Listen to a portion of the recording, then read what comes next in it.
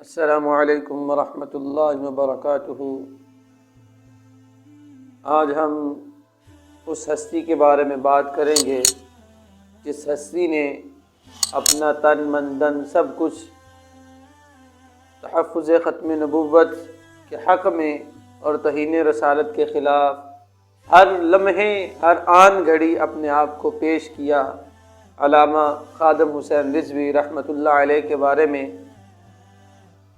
وہ کون تھے اور انہوں نے اس مقام تک کیسے پہنچے اور ان مراحل کو انہوں نے کیسے طے کیا، تو ابتداءً یہ بات ذہن میں رکھیں کہ یہ 1966 کے اندر اٹک میں پیدا ہوئے اور حاجی لال خان کے والد صاحب کا نام تھا، اور وہاں جہلم کے اندر انہوں نے حفظ قرآن کیا، اور پھر جامعہ نظام الدین رضوی لاہور کے اندر انہوں نے تدریس یہ علماء کا کورس کیا، اور اس کے بعد محکمہ اوقاف کی مسجد کے اندر یہ کافی عرصہ وہاں رہے۔ لیکن جب ممتاز قادری شہید رحمہ اللہ تعالی انہوں نے اس کے حق میں بات کی کہ ملعون سلمان تسیر کو جب ممتاز قادری شہید رحمہ اللہ تعالی نے اس کو واصل جہنم کیا تھا، تو اس وقت انہوں نے ممتاز قادری رحمۃ اللہ علیہ کے حق کے اندر آواز نکالی،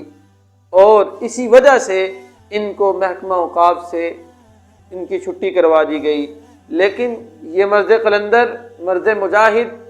اپنے مشن سے پیچھے نہیں ہٹے۔ مجھے وہ حدیث یاد آ گئی، اللہ کے نبی صلی اللہ علیہ وسلم نے سے کسی نے پوچھا، یا رسول اللہ آپ کو سب سے زیادہ محبوب کون ہے؟ تو رسول اللہ صلی اللہ علیہ وسلم نے ارشاد فرمایا کہ میرے بعد کچھ لوگ آئیں گے جو اپنا مال، اپنا تن من دن سب کچھ قربان کر دیں گے کہ صرف اس بات کے محتاج ہوں گے، اس بات کے مشتاق ہوں گے، اس بات کی ان کو لگن ہوگی کہ ہمیں رسول اللہ صلی اللہ علیہ وسلم کا دیدار ہو جائے۔ تو علامہ کو اللہ جل جلالہ نے بہت ہی صلاحیتوں سے نوازا تھا، اور یہ ایک ایسی آواز تھی کہ جس نے لوگوں کے اندر عقیدہ ختم نبوت کی اہمیت کو اجاگر کیا، جس نے رسول اللہ صلی اللہ علیہ وسلم کی محبت کو اجاگر کیا۔ اور ذرا یہ سوچیں کہ یہ پاؤں سے معذور تھے،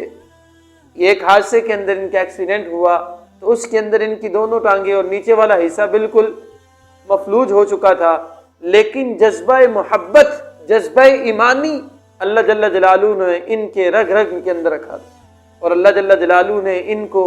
اردو، پنجابی اور فارسی کے اندر ایسی مہارت عطا فرمائی تھی کہ بندہ حیران ہو جاتا تھا، اور انہوں نے امت کے اندر عشق رسول صلی اللہ علیہ وسلم کو پیدا کیا۔ اقوال کے اشعار زیادہ یہ پڑھا کرتے تھے، اور اس کے اندر یہ بتایا کرتے تھے۔ اور ایک دفعہ ان سے پوچھا گیا، ان کے انٹرویو کیا گیا، اور کسی صحافی نے ان سے یہ سوال کیا کہ حضرت کہ صرف آپ ہی نکلتے ہیں، باقیوں کو عشق رسول کے کوئی پتہ نہیں؟ نے بڑا پیارا جواب دیا کہ میرے حصے کے ذمہ یہ ہے۔ اور پھر جب انہوں نے ایک وقت فیصل آباد کے اندر انہوں نے ایک ریلی نکالی، یاسیہ ملعونہ کے خلاف جب ریلی نکالی، تو ان کا جو مجمع ہے، اس مجمع کو بیان کرنے والوں نے، ادارے والوں نے حکومت تک وہ بہت کم پہنچایا، اور یہ کہا کہ وہ تو بالکل 150 بندے تھے، حالانکہ تعداد بہت زیادہ تھی۔ تو یہ کہا گیا تو آپ کہتے تعداد زیادہ تھی، تو جب اوپر پہنچایا گیا وہ تو کم پہنچایا گیا تھا۔ تو انہوں نے جواب دیا تھا، انہوں نے کہا کہ بھائی اگر میں ایک بھی ہوں، میں اکیلا بھی ہوں، لیکن میں اس کے رسول صلی اللہ علیہ وسلم میں نکلا۔ اور پھر جواب دیا کہ بلال رضی اللہ تعالیٰ اکیلے تھے، لیکن جب ان کے اوپر تشدد ڈالا جاتا تھا وہ اس کے رسول سے پیچھے نہیں ہٹتے تھے۔ پھر ایک اور صحابی کا واقعہ نقل کیا اور کہنے لگے کہ مسلم خولانی رحمۃ اللہ علیہ کہ اس کو جب مسلمہ کذاب کے کرندوں نے اس کو پکڑا اور کہا کہ اس سے پوچھو کہ میں کون ہوں، انہوں نے کہا کہ تو جھوٹا ہے، اور اس سے کہا کہ تو محمد رسول اللہ صلی اللہ علیہ وسلم کے بارے میں کیا کہتے؟ کہا کہ وہ اللہ کے نبی ہیں، وہ اکیلے تھے۔ کہا کہ ہمیں یہ اعزاز کافی ہے، تمہیں فخر ہوگا کہ تمہارے پاس سب کچھ ہے۔ علامہ نے فرمایا مجھے اس بات پر فخر ہے کہ اللہ پاک نے مجھے قبول فرمایا۔ اور وہ بڑے افسوس سے بات بیان کیا کرتے تھے، بڑے دل افسوس کے ساتھ وہ یہ کہا کرتے تھے کہ دیکھو ہم نکلیں، لیکن ہماری حکومت نے ہمارے خلاف ہماری فوج کو بھیجا، اور پھر مفتی منیر صاحب نے جب ان کے رسم قل کے اوپر بات کی تو بڑا دل خوش کر دیا. انہوں نے کہا کہ